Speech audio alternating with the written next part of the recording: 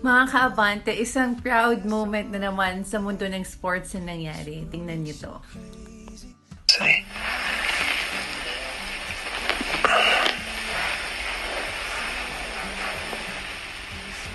Thank you. Whew. Hi everyone, it's Josh Cavallo here. I'm at my home here in Adelaide. There's something personal that I need to share with everyone. I'm a footballer and I'm gay.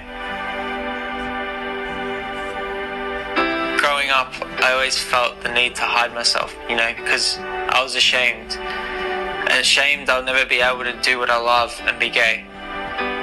Hiding who I truly am to pursue a dream I always wished for as a kid.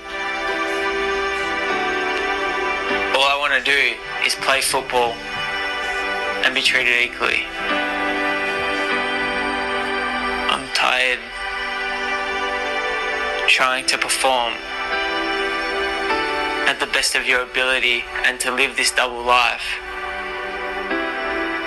It's exhausting. It's something that I don't want anyone to experience.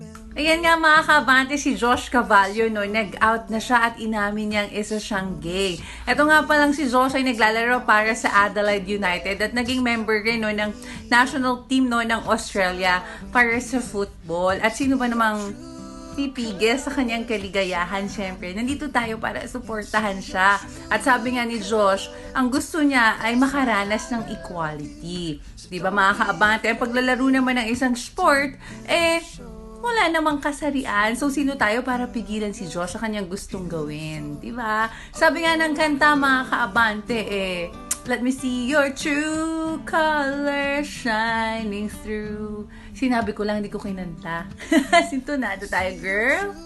Umani rin ng suporta itong si Josh mula sa kanyang followers at ang mismong Premier League, mga kaabante, nag-tweet at sinabing suportado nila si Josh dito sa kanyang journey. O diba? Happy ang lahat. Everybody happy talaga, lalo na si Josh dahil ngayon malaya na siya at masaya niyang nagagawa kung anong gusto niya.